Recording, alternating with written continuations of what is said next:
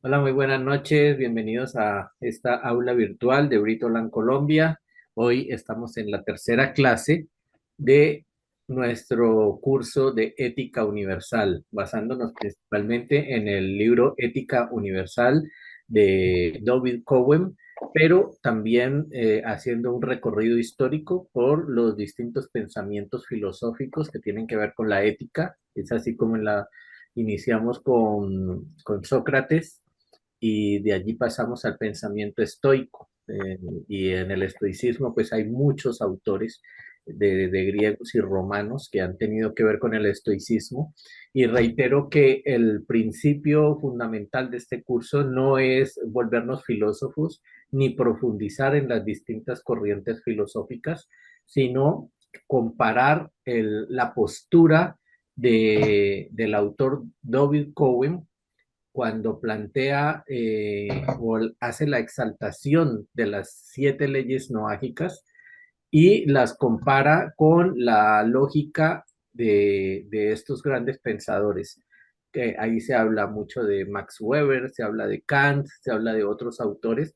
Yo he tratado de no repetir lo mismo que dice el libro, para eso lo estamos leyendo, sino traer de pronto otras fuentes, otros pensadores que también contribuyeron a ese pensamiento, y a veces hago comparaciones con posturas del Rambam. Obviamente yo no conozco mucho del Rambam. El Rambam hizo muchas obras, es un filósofo, un pensador judío de, de pronto hasta por encima de la talla de Aristóteles.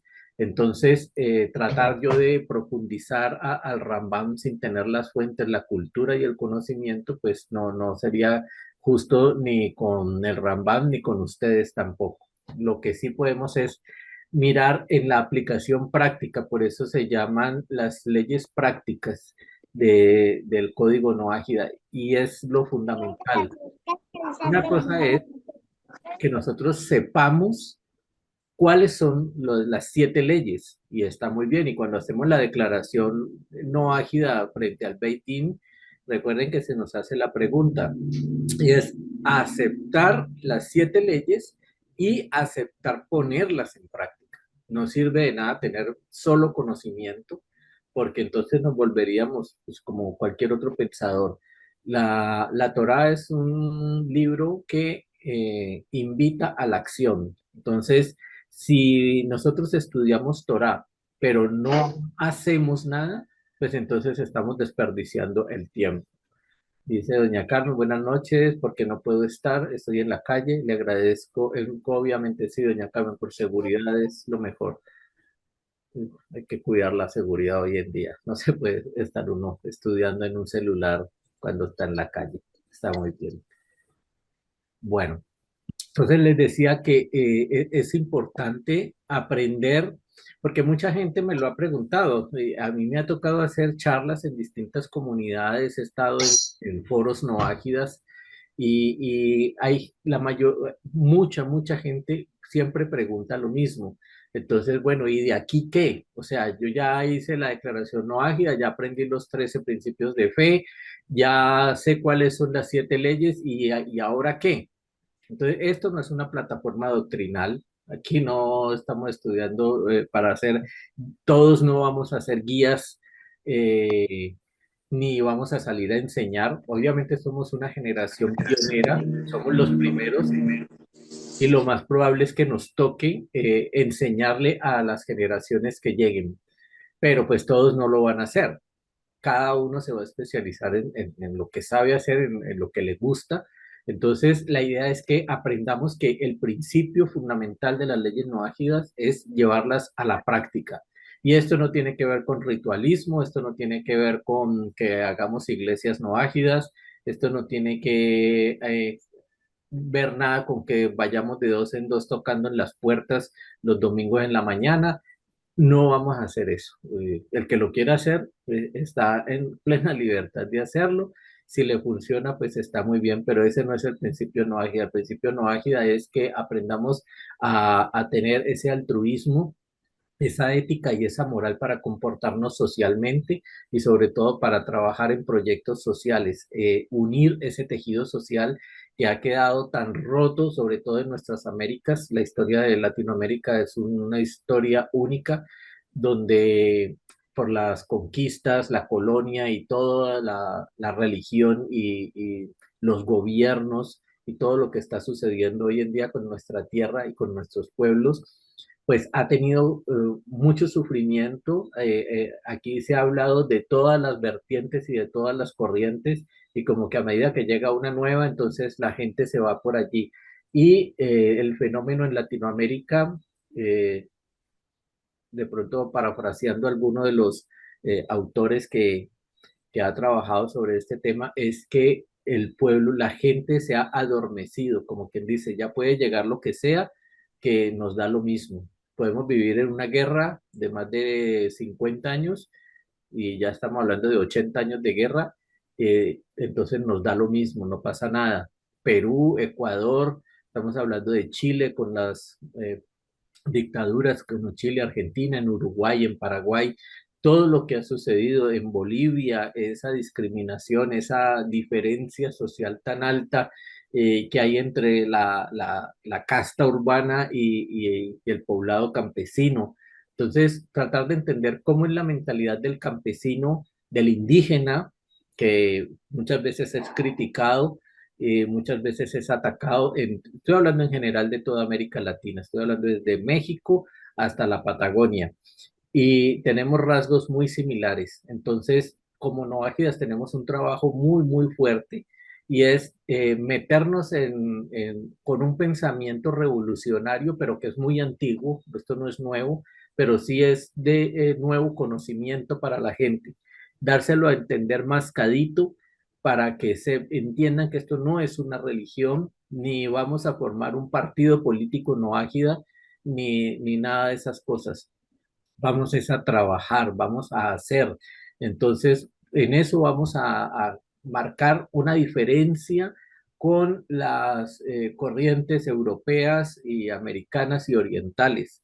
Y es que estamos realmente formando algo desde la base, pero con el ejemplo, con el trabajo. No tenemos aspiraciones de poder ni nada, sino que con el tiempo vamos a ver cómo verdaderamente hemos solucionado y arreglado ese tejido social, buscando mecanismos de participación, y cuando encontremos esos mecanismos de participación, formulando proyectos de cambio, y esos proyectos de cambio deben beneficiar a todos, no solamente tenemos que acabar con esa diferenciación social, esas castas que se han ido logrando, tenemos que limar las asperezas entre la diferencia, entonces que el de izquierda y el de derecha aprendan a trabajar por un bien común, que es el bien de la nación, que ojalá a la par de que estamos haciendo este curso, ustedes sean conocedores de la constitución política de su país, qué dice, qué reza esa constitución, en qué se fundamentan los derechos civiles de cada uno de ustedes o de cada uno de nosotros. Entonces, cuando nosotros entendemos eso de cómo nos ampara una carta magna, entonces podemos empezar a trabajar por nuestros derechos, principalmente los derechos humanos, que todavía, gracias a Dios, no están abolidos, aunque la gente ha tendido a que los derechos humanos están en manos de las Naciones Unidas, y ese es un error fatal, porque las Naciones Unidas se crearon para otra cosa y hoy en día es un foco de corrupción, y ha perdido la razón por la que fue creada. Entonces, decir de que ellos son los defensores de los derechos humanos, pues están equivocados. Es una mala concepción que hay entre los jóvenes estudiantes. Hoy en día yo oigo a mucho joven hablando como si eso fuera pues el pilar de las instituciones, como el salón de la justicia. Y eso no es el salón de la justicia, eso se creó para mediar entre las naciones, pero hoy en día está completamente desvirtuada. De hecho, antes de que se llamara ONU, se llamaba de otra manera y también fracasó hasta que llegaron las naciones y dijeron, no, quitemos ese foco de corrupción y creemos Naciones Unidas. Al crear Naciones Unidas empezó a trabajar, pero con el tiempo le pasó lo mismo, volvió otra vez. Hoy en día, para mí y para muchos pensadores, Naciones Unidas está rumbo al fracaso, está mandada a recoger, no representa la mentalidad para lo que fue creada, Entonces, es un error pensar de que esa es la institución de instituciones. Los derechos humanos deben estar en el corazón de cada uno de nosotros y si vamos a llevarlo a la práctica, pues tenemos que hacerlo. Obviamente nosotros tenemos un conocimiento de Torah y así se lo hacemos saber a la gente, pero no le estamos enseñando Torah a la gente. Primero que todo porque no somos maestros de Torah. Eso le corresponde a los rabinos. Y para que un rabino le enseñe a una comunidad no judía, lo primero que tiene que hacer es organizarse, porque ellos no son como los pastores evangélicos ni como los curas en las iglesias que llegan y ya están establecidas allí. No, el pastor llega de pronto con su equipo de sonido y con las llaves del garaje, entonces compra o alquila una silla Rimax y entonces ya tengo una iglesia y puedo hacer culto los domingos. No, no se trata de eso. Nosotros no vamos a funcionar así. Los rabinos no funcionan así. Primero hay que organizar una comunidad que trabaje, que haga cosas en conjunto, que tenga proyectos de agricultura, no sé, jardines urbanos, de limpieza del agua, de recolección de basuras, lo que sea. Organizaciones que trabajen en pro del bien común y de la sociedad, madres comunitarias, ayuda a drogadictos, niñas que están en desamparo, en embarazos no deseados. Hay muchas cosas en las que podemos trabajar socialmente, hasta comedores comunitarios. Y cuando ya estemos organizados en eso, entonces sí podemos de pronto y tener los recursos para contratar un rabino y que dé clases allí y el rabino lo va a saber hacer en los temas que sabe manejar. No es para que nos vaya a presidir un Shabbat, ni es para que nos haga cuentas de Omer, ni Shavuot, ni no. Esas son cosas que sí las podemos celebrar, pero el final, la finalidad de una comunidad no ágida es el trabajo, y eso es lo que queremos resaltar aquí en este curso de la ética universal. Hasta allí preguntas, porque esto es fuerte, lo que acabo de decir, y muchos no están de acuerdo, y yo sé que hay mucha gente que no está de acuerdo, y me ha tocado hablar con alguna gente en redes sociales cuando hago algún post de ese tipo. Entonces, primero José Manuel y después Doña Rosa. Buenas noches, Mir, buenas noches para todos. Una pregunta, Mir, bueno, dos cositas. No vi el link a ver si usted pone para la asistencia. No lo vi, no sé si estaba en el chat y entré a la sala, pero no lo miré. Está aquí Y en el chat del Zoom, en el chat del Zoom lo acabo de poner. ah, sí, Mir, es bueno lo que usted aclara porque creo que muchas veces usted lo ha aclarado y es bueno que se aclare. Por lo menos de que nosotros no somos los testigos de Noa del séptimo día, ni podemos estar en lo que muchas están. Y tenemos que estar muy claros en eso. Y me gusta lo que usted dijo últimamente, el trabajo social, el trabajo con las personas que lo necesitan. Y no sé a quién le escuché yo por ahí que decía, Torah con hambre no es. O sea, no podemos predicar Torah con hambre. Entonces, la acción social que, por ejemplo, Brigolán Colombia está llevando a cabo, por lo menos estoy identificado con ese proceso de una ayuda social, de que por lo menos podamos impactar a los que más necesitan. Es mi opinión, Meir. Gracias. Muchas gracias, don José. Doña Rosa. Sí, buenas noches para los que no he saludado. Me parece formidable en lo que nos estamos enfocando el Bridorán Colombia, en hacer obras de misericordia, en hacer obras sociales y todo eso. Tenemos un grave inconveniente y es el recurso monetario. Para hacer todas estas obras, para hacer todo esto se necesita recursos. Aunque se puede ir a dictar una charla de pronto, pero para hacer obras se necesita recursos, que es lo que en este momento nosotros que somos tan incipientes, que estamos empezando como tan de cero, pues no contamos. Claudia, eh, eh, eh, ella se esfuerza en decir vamos a hacer allí, vamos a hacer acá, qué bueno, se hace poquito, estamos empezando con poquito, que es lo importante. Pero pienso que los del grupo que estamos ahorita en este momento, que nos decimos miembros de Britolan Colombia, debemos no como una obligación, sino como más como una cuestión de pertenencia, aportar algo para poder hacer ese tipo de obras. Porque pues es que eso es muy bonito decir vamos a hacer obras, pero en este momento no tenemos, estamos empezando de cero. Claudia, ella lo sabe perfectamente. Ese es simplemente mi esto, que todos estamos unidos, vamos a hacer una obra de tal parte, entonces, si no puedo aportar económicamente, ¿en qué puedo ayudar? Venga que yo ayudo a correr la silla, venga que yo pongo allí el venga que yo pongo la sombrilla si está lloviendo, etcétera, que todos colaboremos, porque yo he notado que ahorita en este momento, Claudia y un pequeñito grupo estamos haciendo las cosas y sí, se ha dejado donde se ha ido, se ha dejado una buena impresión, la gente ha estado agradecida, pero todos, por ejemplo, los de Bogotá, en lo posible, ir a colaborar, ah, si no se puede económicamente, de una manera para no dejar en este momento a Claudia sola. Es todo lo que yo tengo que decir. Qué pena con ustedes, No, ser tan directo.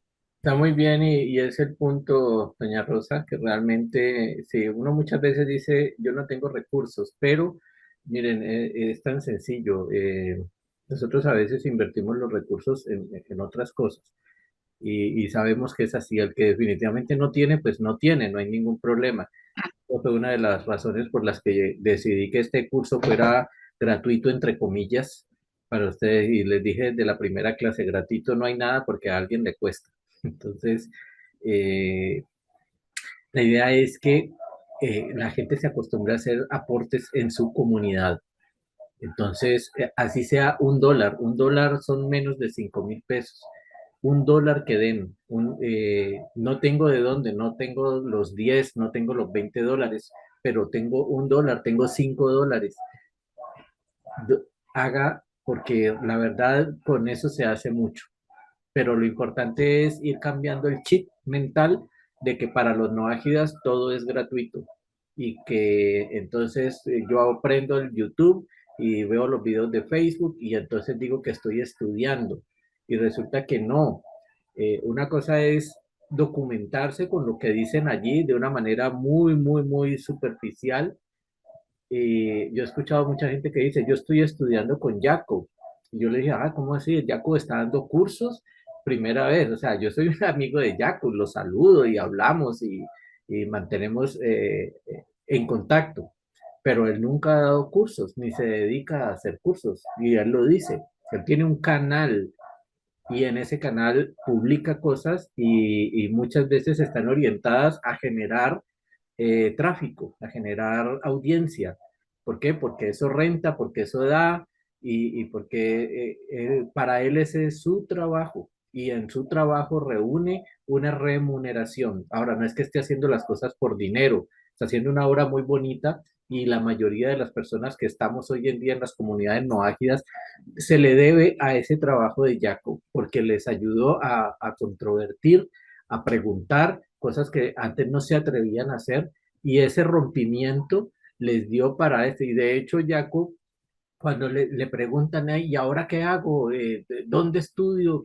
Y él les dice, no, ¿usted de dónde es? De Colombia. Ah, vaya, hable con Brito Land Colombia, que allá lo reciben y nosotros lo recibimos. Y aquí hay cursos y aquí hay trabajo para hacer, pero entonces ya tienen que dejar aparte y cuando vayan al de República Dominicana y cuando vayan al de Bolivia, al de Chile, al de México, donde sea que vayan a la comunidad, entonces comiencen un plan de estudios y aporten, porque todo lo que se hace allí eh, tiene un gasto y requiere que se consolide en algo. Si el día de mañana quieren tener un edificio, una sala donde se puedan reunir, estudiar, pagarle a un rabino para que les dé las clases. Yo les dije, un rabino en este momento está, cualquier clase con un rabino en nuestras comunidades está alrededor de $75. Y lo que hacemos es que se paga la clase y se deja abierto el link para que las personas de otras comunidades puedan participar. Aquí no hay egoísmos, aquí todos estamos trabajando con el fin. Entonces, hay gente que dice, yo no me metí a la clase porque no tenía dinero. No, no se trata de eso, no se limite, pero en la medida de lo posible, esfuércese, como lo digo, así sea $1, $5, pues hágale, porque es de la única manera que esto no se va a terminar en un año, en 2 años, y digan, ¿qué pasó con los movimientos no ágidas? No, pues se perdieron porque la gente se fundió, se quemó allí. Entonces, vamos a trabajar.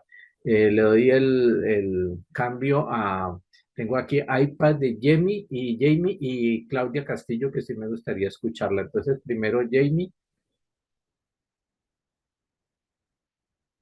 Adelante, Jamie. Sí, gracias, May. Una preguntita me surge basado en lo que usted comentaba, precisamente del papel de las Naciones Unidas. Si quisiera saber, desde su opinión, para qué estuvo creada en un inicio que ahora no está y basado en los principios quizás no ágiles, ¿no? Sí, las Naciones Unidas se crearon después, cuando estaba la situación de la Segunda Guerra Mundial y las naciones empezaron a ver que había que crear un organismo a nivel mundial que ayudara a legislar, que ayudara a proteger a las naciones, el derecho internacional. Y el derecho internacional humanitario tiene mucho que ver con la Carta de los Derechos Humanos y es algo que está basado de alguna manera en las leyes no ágidas. Entonces, cuando se creó, creo que se llamaba primero el no sé qué de las naciones y eso fracasó, eso fue un caos. Después, ya más organizado, se llamó Naciones Unidas y gracias a Dios empezó a funcionar, sobre todo para que no volvieran a haber ese tipo de guerras desproporcionadas con esas matanzas y ayudar a proteger los derechos de cada nación. El problema ha sido que se ha convertido en un foco de corrupción. La UNRWA, ONU Mujeres, UNIFIL, hay una cantidad de organismos de las Naciones Unidas que simplemente no sirven para nada, no están haciendo su papel y están al servicio de pensamientos políticos muy contrarios de lo que fue fundada Naciones Unidas. Entonces, como organismo regulador, porque esa es su función, regular, no funciona para nada. De hecho, las decisiones que salen allí, la mayoría de los que están no las cumplen, no las acatan. El hecho es que a Putin le han ordenado varias veces, creo que hasta tiene orden de captura internacional y no pasa absolutamente nada. Los mandatarios siguen viajando a Rusia, Putin sigue gobernando y así muchos mandatarios en el mundo. Ahora les dio por hacerle la guerra a Israel sin ningún basamento jurídico. Entonces, eso les hace perder todavía más credibilidad. Cada vez que ellos descachan en algo y hacen en esos exabruptos, pues están perdiendo credibilidad y una institución que realmente necesita fundamentarse en la credibilidad de las demás pues va rumbo al fracaso. No sé cuánto tiempo más le quede a Naciones Unidas, pero creo que si el mundo está cambiando, Naciones Unidas si no cambia, pues algún día va a tender a desaparecer. Ojalá que logren mejorar. Claudia, adelante. Y por último, José Manuel, para poder comenzar entonces nuestra clase. Claudia. Hola, buenas noches. Bueno, no prendo la cámara porque estoy con cara de gripa. Eh, bueno, em, el no ágida tiene que hacer, el no ágida tiene que hacer, llenarnos de una cantidad de conocimiento, pues es muy bonito, pero ¿qué hacemos con todo ese conocimiento? ¿Sí? Esa es como una reflexión que me estaba haciendo todo este año y las personas que están en Britolán, Colombia, si se dan cuenta, nosotros hacemos proyectos por año. Tanto me cuenta como yo le cuento ideas y bueno, las organizamos y vamos en ese avance. Eh, y a veces también tenemos que salirnos un poco de la caja de pensar solamente en nosotros, hay que pensar en comunidad y hay que pensar también fuera del esquema religioso. Yo veo los grupos, muchos grupos que están como A mí me pareció muy triste el otro día que hablé con un rabino, y un rabino de Israel que no nos da clases, y me decía, yo veo que algunos grupos mujájidas se están convirtiendo en comités de admiradores de los judíos, ¿sí? Y eso la verdad es verdad, o sea, yo no le pude, me dejó sin palabras y le dije, sí, le dije, tienes toda la razón. Entonces tenemos que no caer en eso, tenemos que hacer, o sea, este es el plano de hacer con poquito, con lo que tengamos que hacer, hay que comenzar a movernos, y en los posts que la gente diga, no, no voy a hacer un curso porque yo espero que lo suban a YouTube. O sea, tenemos que quitarnos, y la gente tiene que comenzar a quitarse esa mentalidad de escasez, de que todo va a ser gratis. Miren los gobiernos que aparentemente le iban a dar toda la gente y le iban a regalar, miren en qué están quedando esos países, ¿sí? Entonces tenemos que salirnos de esa mentalidad del regalo, de que la clase de allí me mandan el link. No hay problema, uno manda los links por todos lados y que lleguen, y la idea es que todos aprendamos. Pero también decir, voy a hacer es, si no lo hago con esa comunidad, voy a hacer también con mi comunidad trabajo social, ¿sí? Voy a hacer, voy a comenzar a hacer, como decía el Rap Challenge la semana pasada en su charla, cómo dignificar a la persona que necesita, cómo puedo yo trabajar en lo que me guste. En todos los seres humanos tenemos de alguna u otra manera inherente el trabajo humanitario. Y realmente eso es lo más ético que yo conozco, trabajar por el otro sin interés alguno. Entonces la invitación esta noche también es a que nos salgamos del foco religioso también y vayamos al foco social, y nuestros países lo necesitan mucho. Yo creo que así no estuviera en Suiza, en esos países llenos de plata, uno va y dice, me voy a dedicar a visitar a la gente que está encerrada en los sitios para la tercera edad, porque esa gente vive muy sola y seguro que va a salir trabajo. O voy a poner una silla en un parque y voy a decir, te escucho. Y con esa soledad que anda esa gente, pues algo le contarán a uno. Y eso es trabajo social.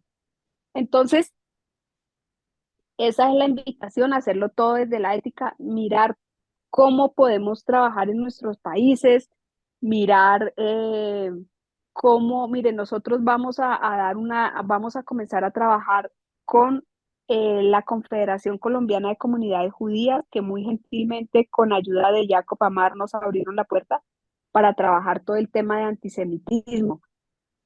Ese también es capacitarnos en antisemitismo, eso es un tema que uno tiene que trabajarlo, tiene que saber, y es que ya no aguanta más como escuchar, como dice el Rap Challenge, tanta estupidez por ahí, de la gente que habla, como uno los escucha y uno dice, pero este está hablando o está musitando, ¿qué es lo que pasa? Entonces esa es una invitación a trabajar todo el tema de que trabajemos todos unidos, todo el tema de la ética. No sé si llegará el día, ojalá llegue el día en que digamos, vamos a ayudar a una comunidad de tal país, así no seamos de ese país, pero vamos a jalar todos la cuerda para comenzar a unirnos y hacer trabajo. Y bueno, eso quería decir. Y bueno, y los de Bogotá, eh, los de la comunidad de Colombia, decirles que no solo Bogotá es Colombia, sino que hay que trabajar en las otras ciudades, y que el domingo tenemos vamos a aportar para sopita para 300 niños. Entonces, invitadísimos todos. Qué lindo, qué lindo. Perfecto, perfecto. Muchas gracias, Claudia. Y una vez más aprovecho para hacer reconocimiento al trabajo de liderazgo que estás haciendo allí con la gente de Bogotá, con Britoland Bogotá, no Agidas Bogotá, que ha sido muy importante y sobre todo que es en este momento de las comunidades dentro del país sólidas que por lo menos ya se conocen, han hecho sus reuniones presenciales. Más adelante algún día haremos algún curso acerca de esto de los grupos presenciales, que creo que forma parte también de la evolución que vamos a llegar a tener. De manera que bienvenidos todos a este trabajo. Hay mucho, mucho por hacer y cada uno de nosotros es valioso en ese trabajo. Cada uno de nosotros tiene algo en su forma de ser, en su forma de pensar y cada hombro que se sume de verdad que nos ayuda a hacer fuerza hacia adelante. Bueno, hoy tenemos entonces el tema de el Pirkei Avot y vamos a empezar entonces por el Pirkei Avot. Es un libro que fue un libro que fue escrito más o menos hacia el año 1170 al 1180. Esa es la época en la que se escribió la Misná, o sea, la tradición oral que el Rambán dijo y todos los sabios de esa época dijeron: se está perdiendo la tradición oral, es necesario que se escriba, a pesar de que había una prohibición expresa de que no se podía escribir, pero fue necesario hacerla, y esa ya fue entonces una de las revoluciones de la Torá, algo que estaba prohibido hacer, entonces se hizo, y fue necesario y realmente que salvó el judaísmo de desaparecer. Entonces, el Pirkei Avot es el penúltimo tratado, en realidad son 5 libros, 5 tratados, en realidad son 6, y es el penúltimo tratado del orden Nesikim, de la Misná. Entonces, es el único tratado que trata sobre los principios éticos y morales, y en este tratado hay mucha, mejor dicho, no hay mención a la ley religiosa. Se trata solamente de musar, de ética y de moral. Entonces, la palabra Pirkei Avot significa eso, es como eh, los capítulos de Avot, Pirkei Avot, los capítulos de Avot, y eso tiene que ver con se traduce siempre como la ética de los padres. Entonces, importante que sepamos eso porque es un libro netamente de ética judía. Y es bien, se traduce realmente como el tratado de los padres, y con el tiempo se le ha dicho la ética de los padres. Entonces, la gente que no está de acuerdo con la Mishnah, que porque dicen que es tradición oral y que porque forma parte de sabiduría de los hombres, pues entonces tienen que regresarse al primer nivel todavía de estudios judaicos para entender que la Mishnah, todo lo que es el Talmud, todo lo que es la Torah oral, es la expresión de la Torah escrita. Y la una no puede existir sin la otra, o no se puede entender, no se puede vivir.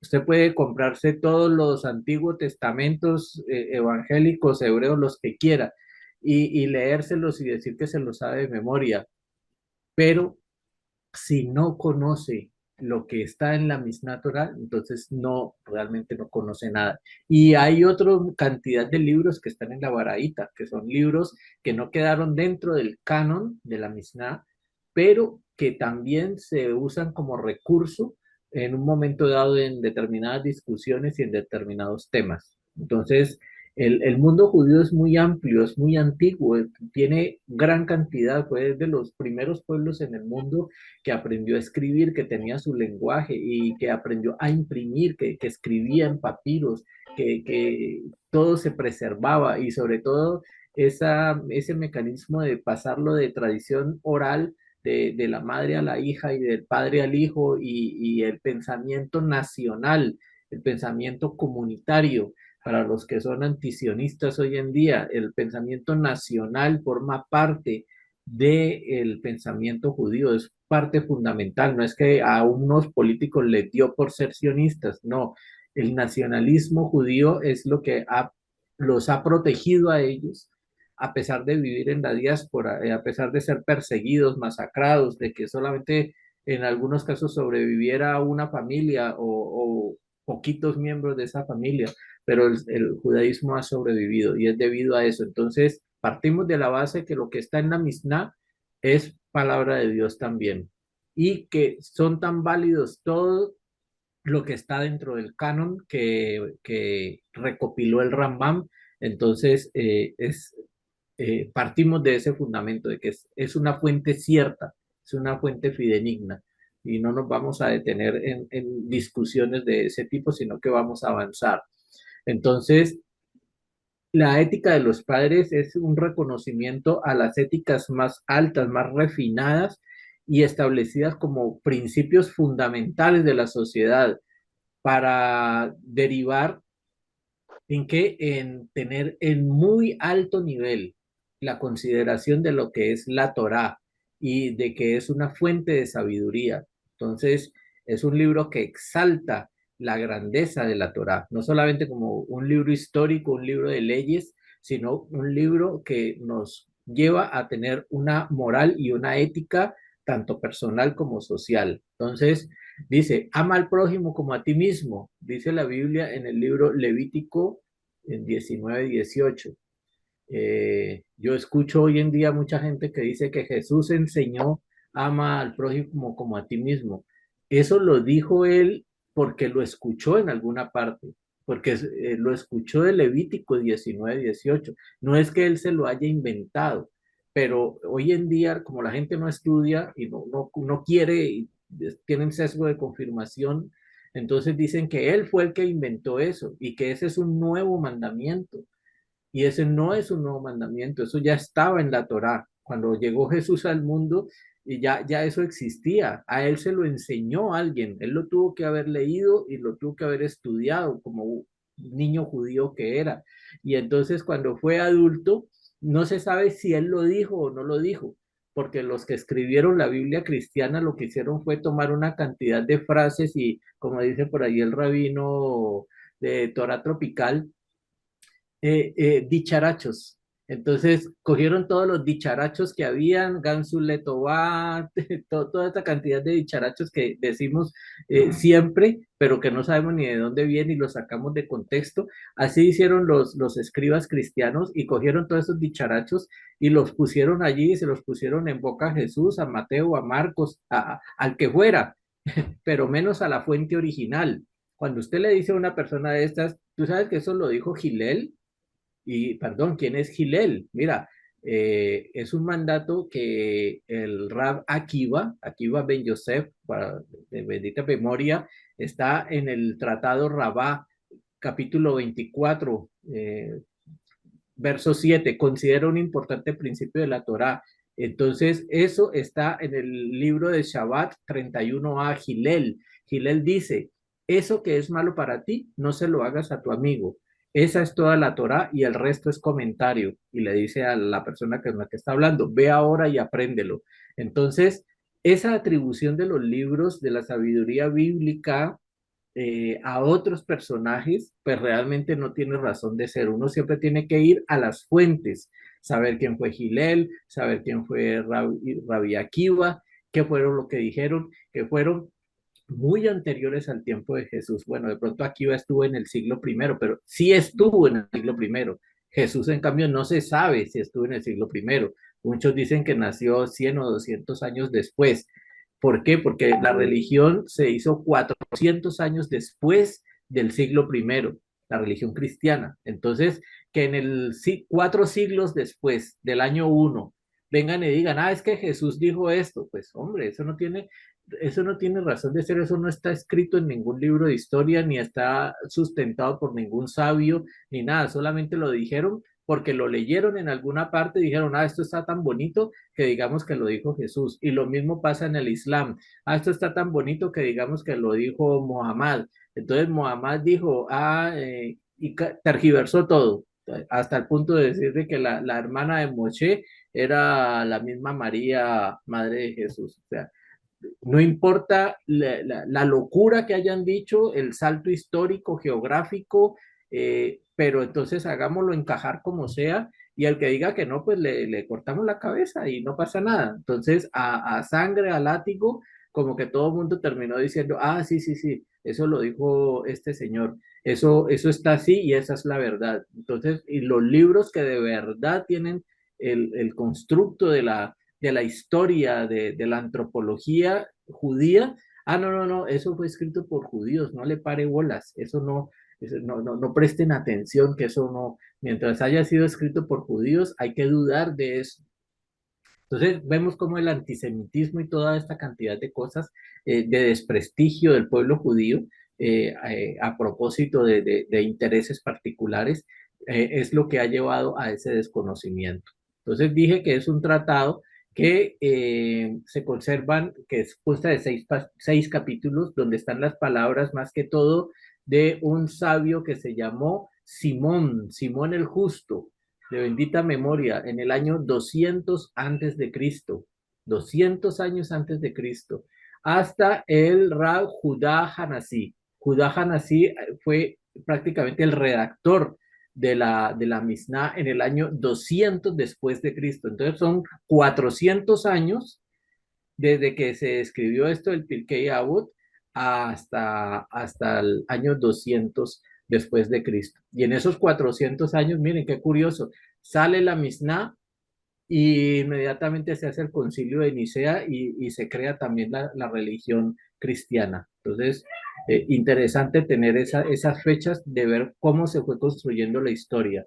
Entonces, estos capítulos tratan, ya lo dije, de lo que es una conducta ética y también una conducta social, donde se le da prioridad al estudio de la Torá. No se puede separarlo uno del otro desde la perspectiva judía. Entonces quiero que vayamos como en orden para que vamos avanzando. Vamos a citar algunos versos que están aquí y que son interesantes y los podemos comentar. Entonces, en la Misná 1.1 dice Moshe recibió la Torá en el Sinaí y la transmitió a Yehoshua y Yehoshua a los ancianos de una generación a otra y los ancianos a los profetas, y los profetas la transmitieron a los hombres de la gran asamblea. Y ellos dijeron 3 cosas: no sean apresurados en el juicio, formen muchos alumnos y hagan un cerco alrededor de la Torá. La primera pregunta entonces es, ¿por qué dice que Moshe se la transmitió obviamente a Yehoshua? Porque Moshe no podía pasar a la tierra prometida, Josué sí pasó, y Josué se la enseñó a los ancianos, y los ancianos a los profetas, y los profetas la transmitieron a los hombres, pero no a los hombres del pueblo, sino a los de la gran asamblea. ¿Por qué a una élite? ¿Por qué a esta parte y no se enseñó al pueblo como tal? ¿Alguien puede responder eso?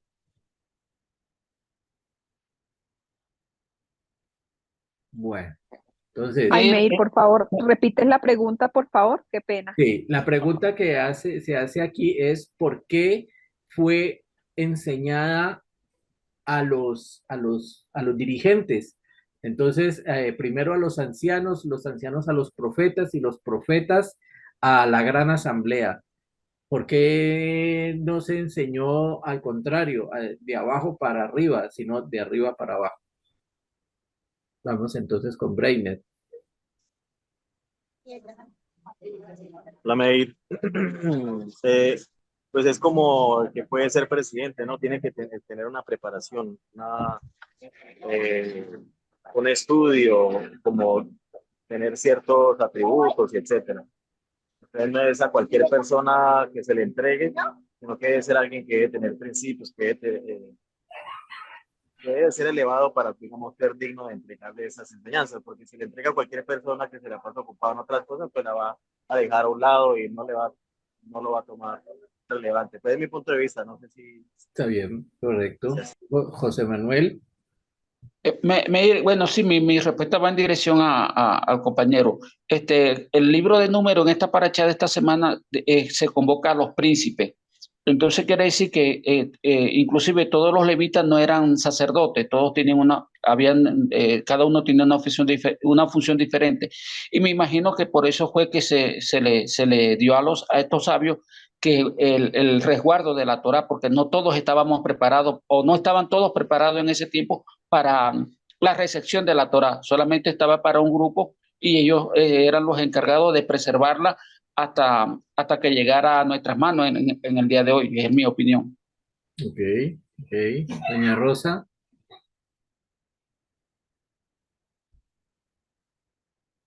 Bueno. Porque la gran asamblea eran los que tenían el poder de poder transmitir estas enseñanzas al pueblo o a los pueblos. Eran los encargados de transmitir las enseñanzas a los demás abajo, que eran las multitudes. sí. Y Jamie, Quizás, Meir, y usted me corregirá, pudiera ser la causa el hecho de que se mantuviera íntegro lo que era la enseñanza oral y no se tergiversara lo aprendido, sino que pasara quizás como ocurrió con la traducción de los 70, donde el rey de esa época los guardó en 36, creo que habitaciones, dos en cada uno y escribieron exactamente lo mismo. Pudiera quizás darse un paralelismo parecido. sí, sí, también. Ahora todos están muy bien. Entonces me agrada mucho que todos estén muy bien. Claudia, Pues Meir, es que el conocimiento hay que sabérselo entregar a la parte más baja, hay que saberle llegar, porque o si no pasa lo que pasó, que evidentemente fueron los que crearon la religión. O sea, el paralelismo fue que tiene que haber un grupo que sea el que sepa llevar el mensaje tal cual es, y no el otro grupo que puede llevar el mensaje, pero ponerle magia, ¿sí? O sea, llevarlo de manera subjetiva. sí, correcto. Y les aplaudo y les felicito porque todos están en lo cierto. El Rambam enseña en este tratado que está justo situado después de los tratados de la Misná que tienen que ver con con los jueces, que hay dos motivos. El primer motivo es para informarnos que la recepción por parte de los sabios de todas las leyes que Dios enseñó a Moshe es correcta y que es verdadera. Entonces, de que no se puede dudar. Eso es la verdad. Entonces, esa fue el primer motivo por lo que se hizo de esa manera. Y el segundo motivo, o sea, el primero era para legitimar la fuente. Lo que se hizo fue, entonces se le entregó a los jueces para que fueran los jueces los que impartieran ese conocimiento, porque nadie iba a dudar de los jueces, nadie iba a dudar de la asamblea, nadie iba a dudar de los ancianos. Entonces, eso legitimaba y no daba cabida a que hubiera dudas. No es como hoy en día, pues, que uno ve por allí gente que nunca ha leído ni un verso de la Torá, pero se atreve a controvertir a un rabino que lleva toda la vida estudiando. Y dice, no, es que yo no estoy de acuerdo, porque por allá había un video de YouTube que decía, entonces, no, aquí sí había respeto por los ancianos, un verdadero respeto por la sabiduría, y eso fue lo que permitió que hubiera legitimidad en la fuente. Y el segundo motivo es que se quiere recordar las enseñanzas morales y éticas de cada maestro para que aprendamos de ellos las buenas cualidades que debe poseer cada persona. Entonces, si nosotros vemos que Rabí Akiva se comportó de determinado modo y nosotros vamos a emular ese comportamiento, entonces, él era el poseedor de esa escritura y la transmitía a la gente, pero no la transmitía solamente enseñando libros, la transmitía con su forma de ser, cómo se comportaba él con la gente, cómo era la ética y la moral de ese maestro. Entonces, ese motivo es lo que tiene que ver con lo que nosotros decimos hoy en día. Nosotros estamos recibiendo una sabiduría de ética y de moral y la tenemos que transmitir, pero la vamos a transmitir no abriendo centros de estudio, o no necesariamente abriendo centros de estudio, que sí lo vamos a hacer, bendito Dios, sino con nuestro trabajo, con nuestro ejemplo, que cuando la gente diga, ah, es que Meir Shalom escribió en una página que se llamaba Pensamiento No Ágida y escribió esto, esto y esto. Sí, eso se escribió, eso se transmitió. Yo fui a unas clases de unos rabinos, tomé notas y después me senté y lo pasé en una página para que la gente lo leyera, pero no es tanto lo que esté allí, es que la gente recuerde qué hizo Mair Shalom, cómo se comportaba socialmente, qué enseñaba, cómo era su manera de hablar y su manera de tratar a la gente. Entonces, eso hace que la gente va a aprender buenas cualidades y no de un texto, sino de un ejemplo. Y eso es a lo que estamos nosotros con lo que comenzamos hoy la clase de hoy. Pero en términos generales, todos están en lo cierto y los felicito porque estamos bien encaminados. Ahí se pueden dar un aplauso a ustedes mismos. Bueno, continuamos entonces con otro. Vamos tenemos todavía Mishnah 1. Simón el Justo fue uno de los sobrevivientes de los hombres de la gran asamblea, y él solía decir, por tres cosas el mundo se mantiene. ¿Quién sabe por qué, cuáles son las tres cosas por las que se sostiene el mundo? Eso sí lo sabemos. Pueden ir hablando sin levantar la mano. El Gesed, la bondad, Sí, el estudio de la Torá ajá. Y y las buenas obras.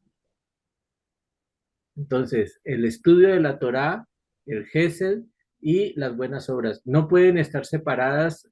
Ah, no, es que yo nomás hago una de las tres, o es que yo hago dos de las tres, porque si no tenemos estudio de Torá, No, no, Meir, una cosita. sí, No Breiner, es muy parecido el GESET con la, ¿qué? Con las buenas obras. ¿No es lo mismo casi? no, porque usted puede tener mucha bondad en su corazón, pero si no hace buenas obras, entonces no está haciendo nada. Y si hace buenas obras sin bondad, las hace porque tiene el modo de hacerlas, pero no porque tenga verdaderamente un sentimiento de bondad. Entonces no tiene un propósito en su vida y eso hace que sus buenas obras entonces no tengan recompensa del cielo. Sí tienen un mérito, obvio, estás ayudando a alguien y todo, pero tu pensamiento o tus intenciones no son por bondad, son por otras causas. Entonces, por eso digo, tienen que ir tomadas de la mano. Yo puedo tener bondad y hacer buenas obras, pero no tengo estudio de Torah, entonces no tengo esa parte de la profecía, el contacto con Dios, entonces eso me hace ser un sabio de las naciones, ser muy altruista, puedo hacer buenas obras, tengo un corazón bondadoso, pero no estoy conectado con Dios. Entonces, hago las cosas porque a mí me parece y porque puedo, pero no porque realmente sienta que estoy haciendo un servicio divino. Entonces, y si al contrario, estoy estudiando mucha Torah y tengo un corazón bondadoso, pero no hago obras, pues no estoy haciendo nada, no estoy llevando a la acción. Por eso digo, los tres pilares no pueden estar como en una mesa o una silla que tiene tres patas. Si usted le quita una, se cae. Tienen que estar los tres pilares para que se sostenga el mundo. ¿De acuerdo con eso? Y la intención es enseñar. Más o menos. No, no diga más o menos porque esto es algo muy fundamental y lo voy a repetir porque de lo mismo fundamental es muy profundo. Entonces, el estudio de Torah, el servicio y las buenas acciones. Entonces, si usted le falta una de estos pilares, no lo puede hacer de la forma correcta. Si usted tiene estudio de Torah y o sea, tiene el servicio divino, la oración, tiene bondad en su corazón, pero no tiene buenas acciones, entonces no está haciendo nada. Sabe Torah, sabe rezar, tiene un corazón bondadoso, pero no hace obras, entonces no pasa nada. Ahora, tiene Torah y hace buenas acciones, pero no están encaminadas por ese Gesed, entonces son buenas acciones que no tienen un propósito, no tienen un sentido divino. Las hace porque las hace y el conocimiento de Torah que tiene es solamente conocimiento de textos, de memoria, pero en su corazón sigue siendo de piedra porque no ha abierto a la bondad. Entonces es, por ejemplo, como los discípulos de Rabí Akiva, tenían mucho conocimiento de Torah, pero no tenían bondad en su corazón, con el uno, con el otro. Y seguramente que hacían buenas acciones, pero hacia afuera, pero entre ellos no había esa bondad. Entonces, ¿qué pasó? Todos perecieron. Ahora, otro caso, usted tiene mucha bondad y hace buenas acciones, pero no tiene estudio de Torah, entonces no pasa nada. Usted está haciendo las cosas porque a usted le parecen, porque le parece que son buenas, porque son correctas, pero no está conectado con Dios. Entonces, mire, cualquiera de las aplicaciones donde usted suprime una de estas variables no le da resultado. La ecuación completa es con las tres. Y la intención es que quien se cuida en estas tres áreas, quien las mantiene de una manera balanceada, equilibrada en su mundo personal, entonces esto hace que todo el mundo se sostenga. Si usted tiene equilibrio en su vida con estos tres pilares, usted le está prestando un servicio a toda la humanidad. Entonces, no solamente para usted, para el mundo, y todo esto se le va a cumplir, pues, o va a ver los resultados también en el mundo venidero. Y esto se debe a que el objetivo de la creación del hombre, mucho cuidado, es que mediante su cuerpo físico llegue a perfeccionar su alma en tres áreas esenciales. Y las tres áreas esenciales son, ¿alguien sabe? El cumplimiento de las misbot, que es una obligación para con Dios, en el estudio, la inteligencia y la sabiduría, y esto es una obligación consigo mismo. Entonces, primero tengo una obligación con Dios. ¿Cómo es mi obligación con Dios? En el cumplimiento de las misbot. Tengo una obligación conmigo mismo, estudiar, desarrollar la inteligencia y obtener sabiduría. Y tengo una obligación con mi prójimo, en la benevolencia y en la generosidad. Y esto es una obligación. Entonces, a ver, repasemos. ¿Cuáles son los tres pilares que sostienen el mundo? El estudio de la Torá, la bondad y el Gesed. Sí. Las buenas obras del Gesed. Las buenas acciones. El servicio divino, cambiemos Gesed por servicio divino y dejemos el Gesed también en las buenas acciones. Torá, servicio No he divino. podido separar esas dos, Gesed con las buenas horas. Entonces cambia la palabra Gesed por servicio divino. Servicio divino es oración, la plegaria. Entonces, estudio de la Torá, la plegaria y las buenas acciones. ¿Se entiende? Servicio divino. Sí, señor. Estudio de Torá, servicio divino, que es la plegaria, y las buenas acciones. ¿Ya? ¿Se entiende mejor de esa manera? Sí, se entiende mejor de esa manera. También se pueden relacionar, medir con cada uno de los patriarcas. Entonces, Gesed, Abraham, Uh-huh. hay una historia muy linda de Abraham, y era que Abraham, para enseñarle a la gente, él llegaba, los invitaba, él les tenía una carpa, los invitaba, les daba, les ofrecía, los ponía a comer, y mientras les daba de comer, les iba haciendo preguntas. Entonces, bueno, y usted, o sea, como que los iba pasando de lo macro a lo más macro con sus preguntas. Bueno, ¿y usted qué piensa de las estatuas, de los muñecos, de todo esto? Entonces la gente le decía, no, yo me represento ahí, no sé qué, es que el Dios de no sé qué, el Dios de no sé qué. Y él comenzaba como a llevar la gente, pero él decía, la mejor forma de entrarle a la gente y enseñarle era teniéndolos sentados comiendo.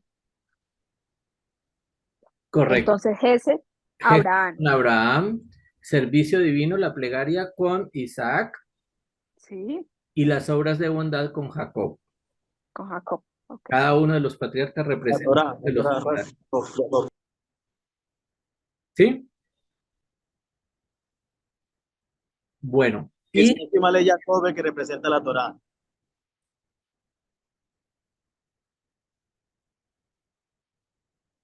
Que Jacob representa la Torá. Jacob representa la Torá. Déjame... Sí, el estudio de la Torá, Armé. Bueno, déjame, sí, es posible que entonces el orden lo tenga yo aquí alterado, pero cada uno de los tres representa. Entonces sería Abraham, las obras de bondad, Isaac. Lo leí ayer. O sea, la bondad estaría entonces en Abraham, la plegaria estaría la plegaria con Isaac. Isaac y el estudio de Torá en Jacob. En Jacob. Ok, está bien. Y el objetivo de la creación del hombre es que mediante el cuerpo llegue a perfeccionar su alma en tres áreas. El perfeccionamiento del área del alma va en tres áreas. ¿Alguien se acuerda qué decía el estimado Sócrates con respecto a ese perfeccionamiento del ser? ¿Cuáles eran? Él también habló de tres áreas esenciales. ¿Alguien se las sabe por allí? ¿Alguien las puede decir? Sócrates. Revisen, revisen. Él decía que hay tres esenciales: la felicidad, la virtud y la Sí, ciencia. la moral, sí. La moral, la felicidad, virtud, la felicidad y el deber. sí, estamos hablando de Sócrates. Sócrates en ese pensamiento, no de Zenón de Sitio. Zenón de Sitio habla de cuatro, de, de- creo que las tengo por aquí. Bueno, y Aristóteles habla de las cuatro causas, que son muy distintas, pero básicamente felicidad, virtud y ciencia. Y acá nuestro sabio Simón el Justo está diciendo que son entonces el cumplimiento de Misbot, el estudio que nos lleva a la inteligencia y la sabiduría, y la benevolencia y la generosidad, las obras de bondad. La primera nos sujeta, es la obligación que tenemos con Dios. La segunda es la obligación que tenemos con nosotros mismos y la tercera, la obligación que tenemos con el prójimo. Con nosotros mismos tenemos obligado estudiar para ser inteligentes y ser sabios. Con el prójimo, ser benévolos y hacer generosidad. Y con Dios, cumplir con los preceptos. Fundamental, básico, está en la Mishnah 1. La Mishnah 4, voy como saltando porque todas son increíbles y son Ay, varios. pero yo tengo el objetivo de la creación, ahí quedé, El objetivo de la creación del hombre, del hombre, es que del hombre. mediante su cuerpo llegue a perfeccionar el alma en estas tres áreas que les dije. En el cumplimiento de la mitzvah, en la obligación consigo mismo y en la obligación con el prójimo. Listo yo. Sí, y Lo la tengo. obligación consigo mismo es estudio, inteligencia y sabiduría. Esa es la obligación con uno mismo. La obligación con los demás, benevolencia y generosidad. Mirna 4, Gracias. 4. José, hijo de Yoser, hombre de La seriedad. obligación con los demás es que, Meir, la obligación con los demás es que. Con los demás, benevolencia y generosidad. Pero ahí también aplica no solamente dar, digamos, material, sino también enseñar Torah, ¿cierto? Mm, Yo creo que más que enseñar, porque es que enseñar Torah es una obligación de uno mismo. O sea, de hecho, un judío no está obligado a enseñar Torah a un no judío. Ellos no tienen esa obligación, lo hacen porque quieren. Entonces, la obligación con el prójimo es que yo sea bondadoso, que sea generoso. Pero esa es una forma de enseñar Torah sin decirle que es Torah. Sí, puede ser, sí, porque siento benevolencia hacia la gente que tiene sed de conocimiento y eso me mueve a enseñarles de alguna forma. Entonces, sí, podría tomarse de esa manera, desde esa perspectiva. Bueno, entonces tenemos aquí a José, hijo de Yoser, que es hombre de Jerusalén. Ellos recibieron la Torá de ellos y José, hijo de Yoser, dice, que sea tu hogar un lugar de reunión de los sabios. Apégate al polvo de sus pies y bebe con sed sus palabras. Miren qué bonita palabra como para escribirla y hacer Hijo de y Yosef. ponerlo en la puerta de la casa. Que sea tu hogar un lugar de reunión de los sabios. Apégate al polvo de sus pies y bebe con sed sus palabras.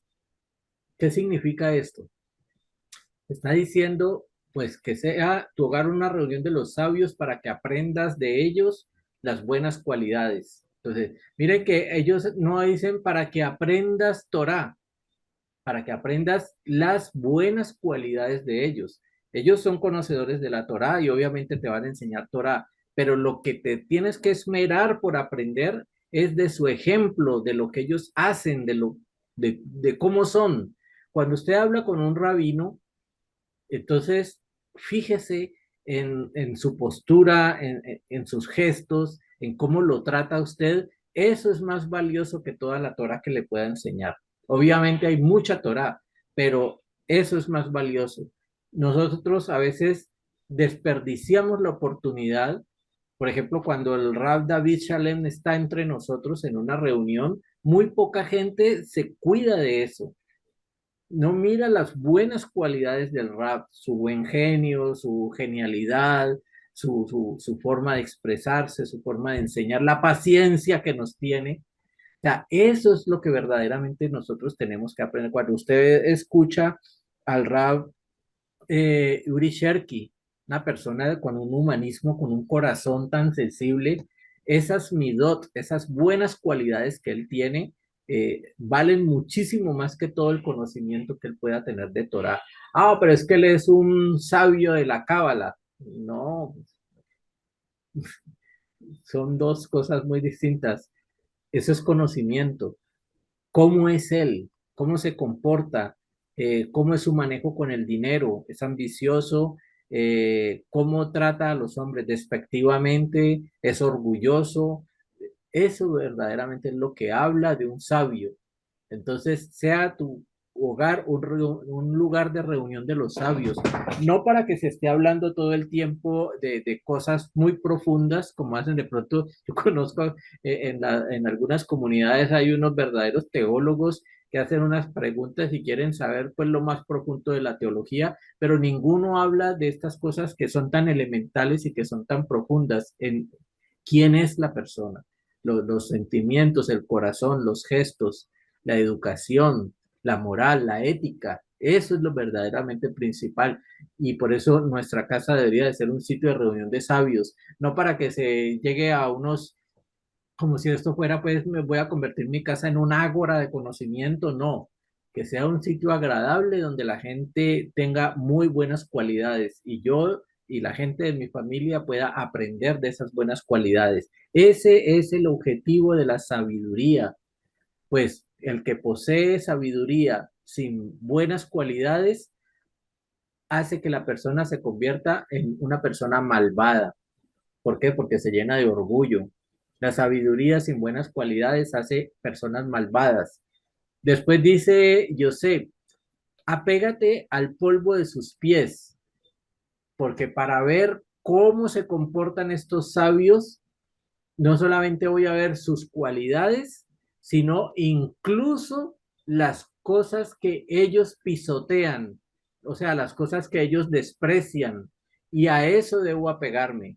Cuando dice, apégate al polvo de sus pies. Entonces, fíjese no solo en las cosas buenas, sino en las cosas que rechaza. Esas cosas que rechaza a mí me contribuyen para que yo las aprenda también a rechazar. Y eso es lo que significa la expresión apégate al polvo de sus pies. Entonces, dice por último, y bebe con sed sus palabras, es decir, sus palabras personales. Así no sean dichos de la Torá, que sean cosas personales, pues incluso una conversación secular de un sabio de la Torá con uno requiere que haya estudio de nuestra parte. O sea, yo no estoy hablando con el vecino, no estoy hablando con mi primo, no estoy hablando con el conductor del taxi, estoy hablando con un sabio de Torá. Y todo lo que diga ese sabio de Torá tiene un sentido de buenas cualidades. Entonces, Yosé, hijo de Yoser, hizo énfasis en eso en la Mishnah 4, que nos apegáramos a los sabios más allá del conocimiento de la Torá, es por sus buenas cualidades. Por eso es que un sabio tiene que cuidarse muchísimo y tiene que aprender a comportarse en público, porque todo el mundo está pendiente de qué hace, cómo se sienta, a quién mira, qué no hace y por qué no lo hace. Entonces, muy interesante. Para mí es muy profundo. No sé para ustedes cómo lo ven, pero para mí es muy profundo. Quiero, porque se nos está haciendo larga el tema de la Mishnah, ojalá ustedes pudieran, ya sea por internet, en línea, leerse ese capítulo del Pirkei Avot. Es muy profundo, son unos volúmenes que hay allí y que nos pueden llevar solamente un párrafo a estudiar todo un día y a meditar sobre lo que nosotros hacemos. Entonces, De manera resumida, voy a mostrar solamente algunos de los principios éticos generales que se encuentran en el Pirkei Avot.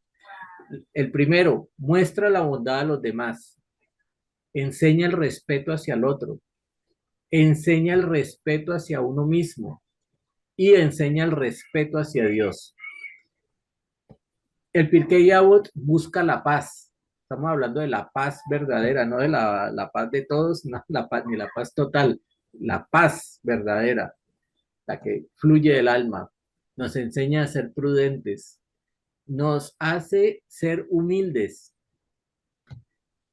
Lo primordial, que fue con lo que comenzamos, combina el estudio de la Torá con el trabajo. Muchas de las enseñanzas que están en el Pirkei Avot son cosas para hacer. Entonces, combinar el estudio de Torá con el trabajo. Nos enseña a tener cuidado con lo que decimos, a no buscar recompensas. Yo hago las cosas no con la segunda intención. Ah, es que me van a pagar.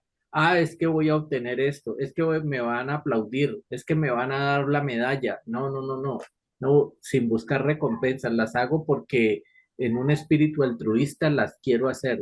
Ética y moralmente correcto.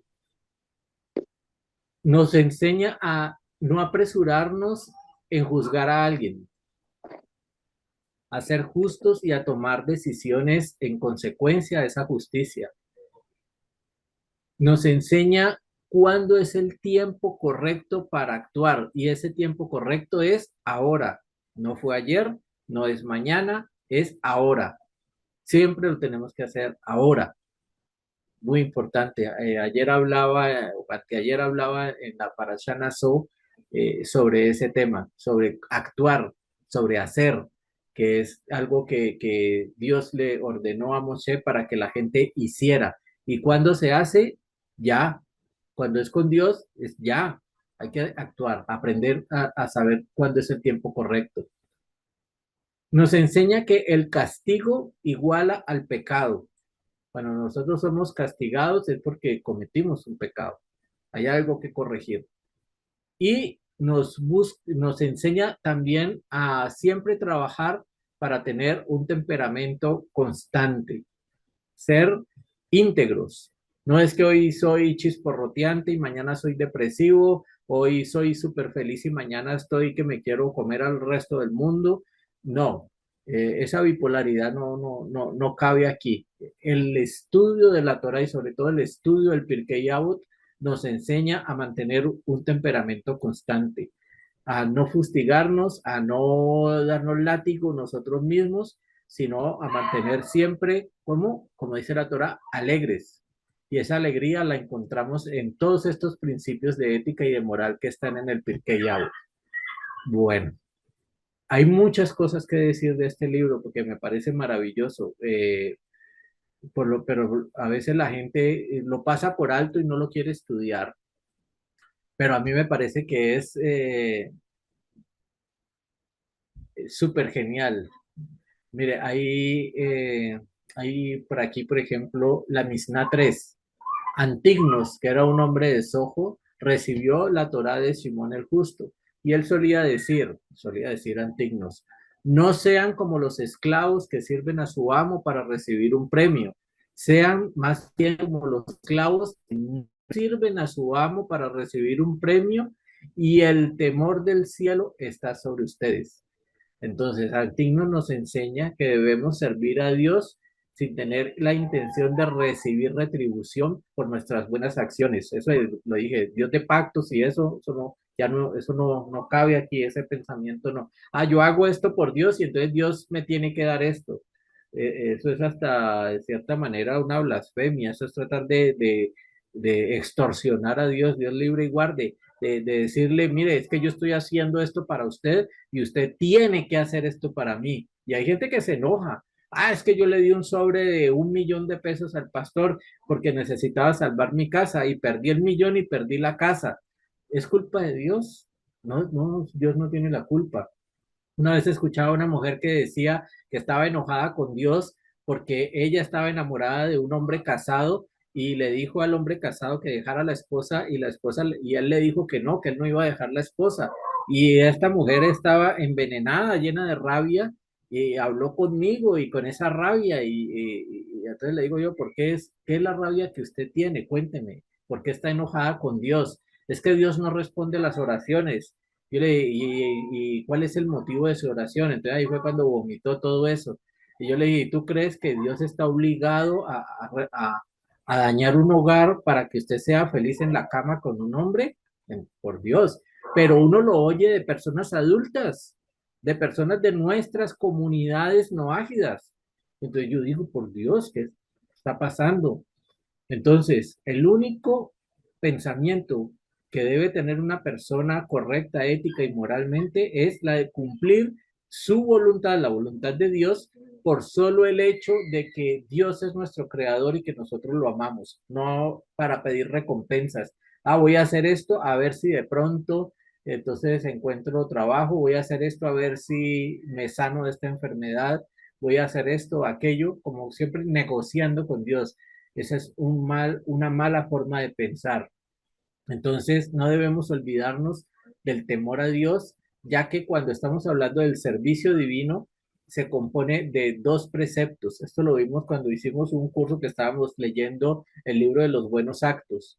Hablábamos de las misbot AC, o sea, los preceptos para hacer, y las misbot lota hacer, que son los preceptos que nos prohíben, que dice absténgase de hacer. Hay cosas que tenemos que hacer y hay cosas que tenemos que dejar de hacer o no llegar a hacerlas. Entonces, muy importante eso en cuanto al castigo. Y así van a encontrar muchísimas. Lo que pasa es que si lo leemos como leerlo, si yo leo la Misná 3 y digo, solía decir, Simón Antignos solía decir, no sean como los esclavos que sirven a su amo para recibir un premio, sean como los esclavos que no sirven a su amo para recibir un premio y que el temor del cielo esté sobre ustedes. Y solamente digo, ve tan bonito lo que dijo Antignos, y ya, y sigo con la Mishnah 4 y después con la 5 y así sucesivamente. Pero no, yo tengo que hacer un estudio a conciencia de cada Mishnah de estas y entender la profundidad. Miren la cantidad de cosas que estamos sacando de cada una y apenas voy como por la cuarta y nos pudiéramos quedar hablando y hablando porque de Antignos hay muchas cosas con respecto a esa Mishnah y hay otras muchas más cosas en todo el libro. Así que les dejo la inquietud.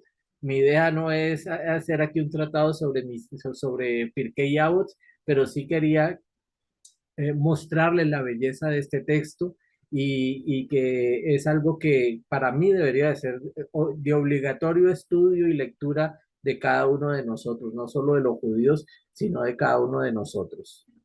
Bueno, Meir, Y te perdón, quería, este libro, ¿dónde lo consigo? quería, Perdón.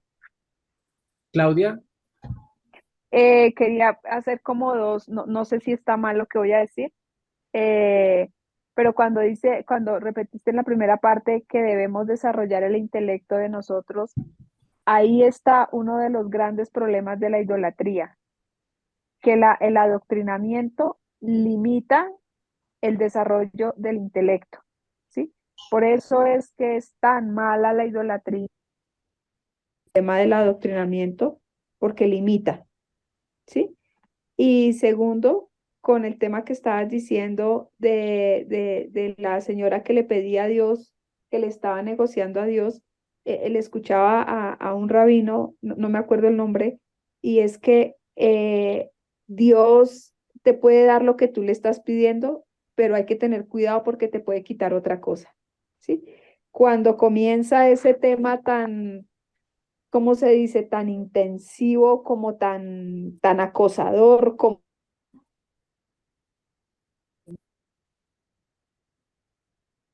Se fue.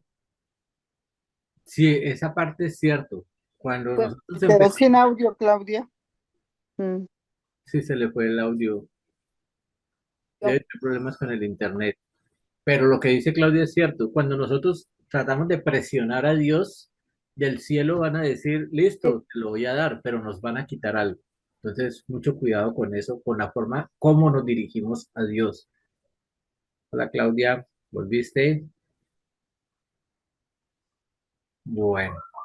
Mientras tanto, Meir, ¿dónde conseguimos ese libro o ese texto que nos estaba diciendo? Lo pueden encontrar creo que en línea. Yo he ido como a medida que encuentro como algo, los copio y los descargo en Word para ir Ese teniendo como cómo se este. llama exactamente. No, se llama así Pirkei Avot. Usted busca Ah, en Tan Google Pirkei Avot y ¿cómo se va a escribe? encontrar Perdón, es que en páginas, no lo va a encontrar de pronto como un PDF, no sé, pues es un libro muy extenso, pero sí va a encontrar de pronto estudios sobre Pirkei Avot. Creo que Pirkei Avot se escribe así. sí, Pirkei se Avot. escribe Pirkei con K y con I o con Y, Pirkei Avot con B pequeña Pirkei y termina en T de tango, Avot. Avot. Pirkei Avot. Gracias, Sí. gracias. Esto voy a Entonces, por buscarlo. ejemplo, en la biblioteca de la página jabal.com haya algo acerca de Pirkei Avot. Creo que sí lo hay. Sería bueno que verificaran. Es una biblioteca muy, muy completa, donde ustedes pueden hallar una cantidad de libros. De hecho, el libro de la ética universal yo lo descargué de esa biblioteca. Ellos lo tienen allí y tienen otros libros. Tienen una cantidad de textos que si uno tiene tiempo y paciencia, puede irlos estudiando uno por uno. Gracias.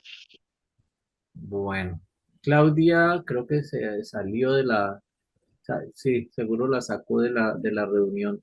Se le cayó el internet. Bueno, voy a detener la grabación hasta aquí.